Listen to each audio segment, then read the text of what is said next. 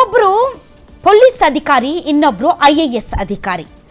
ಅಧಿಕಾರಿಗಳನ್ನ ಬಾಯಿಗೆ ಬಂದಂಗೆ ಮಾತಾಡುವ ಚಟ, ಏನ್ ಬೇಕಾದ್ರೂ ಮಾಡಿದ್ರೂ ಕೂಡ ಸಹಿಸ್ಕೊಳ್ತಾರೆ ಅನ್ನುವಂತಹ ಮುಲಾಜು.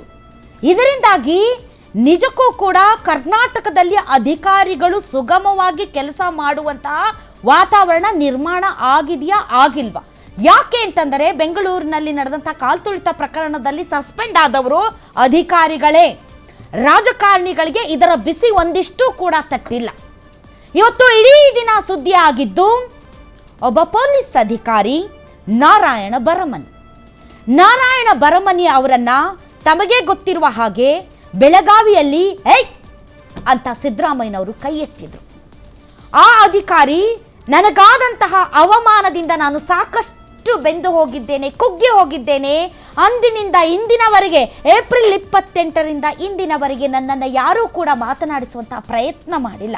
ಮುಖ್ಯಮಂತ್ರಿಗಳಾಗಲಿ, ಹಿರಿಯ ಅಧಿಕಾರಿಗಳಾಗಲಿ, ನನ್ನ ಜೊತೆ ಕೆಲಸ ಮಾಡುವಂತಹ ನನ್ನ ಜತೆಗಾರರಾಗಲಿ, ಪೊಲೀಸ್ ಇಲಾಖೆಯ ಒಬ್ಬರಾದರೂ ಆಗಲಿ ನನಗೆ ಸಾಂತ್ವನ ಕೂಡ ಹೇಳಲಿಲ್ಲ.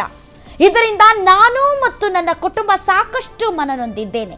ಬೆಳಗಾವಿಯಲ್ಲಿ ನನಗೆ ಒಳ್ಳೆಯ ಮರ್ಯಾದೆ ಇದೆ, ಆದರೆ ಈಗ ನನಗೆ ಬಹಳ ಅವಮಾನ ಆಗಿರುವುದರಿಂದ ನಾನು ಸ್ವಯಂ ನಿವೃತ್ತಿಯನ್ನ ಘೋಷಿಸ್ತಾ ಇದ್ದೇನೆ ಅಂತ ಪತ್ರವನ್ನ ಬರೆದಿದ್ದಾರೆ.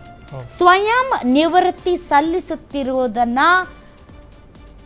ಇಡೀ ರಾಜ್ಯಾದ್ಯಂತ ಸುದ್ದಿ ಮಾಡಿದ್ವಿ. ಅದಕ್ಕೆ ಮುಖ್ಯಮಂತ್ರಿಗಳು ಫೋನ್ ಮುಖಾಂತರ ಮಾತಾಡಿದ್ದಾರೆ ಅಂತ ಹೇಳ್ತಾ ಇದ್ದಾರೆ. ಅದನ್ನ ಬರಮನಿ ಅವರೇ ಬಂದು ಮಾತಾಡಬೇಕು. ಇಲ್ಲದೆ ಇದ್ರೆ ಇದು ನಿಜ ಅಂತ ನಂಬೋ ಪರಿಸ್ಥಿತಿಯಲ್ಲಿ ನಾನಿಲ್ಲ. ಮತ್ತೊಂದು ಕಡೆ ಬಿಜೆಪಿಯ ಒಬ್ಬ ವಿಧಾನ ಪರಿಷತ್ ಸದಸ್ಯ ರಾಜ್ಯದ ಮುಖ್ಯ ಕಾರ್ಯದರ್ಶಿಗಳ ಬಗ್ಗೆ ಇಷ್ಟು ಕ್ಷುಲ್ಲಕವಾದ ಹೇಳಿಕೆಯನ್ನ ಕೊಡ್ತಾರೆ. ಆದರೆ ಅವರಿಗೆ ತಪ್ಪು ಅಂತನೂ ಅನ್ಸಲ್ಲ.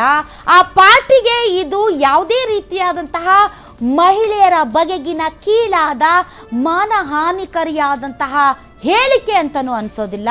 ಅದು ಈ ಕರ್ನಾಟಕದ ದೌರ್ಭಾಗ್ಯ.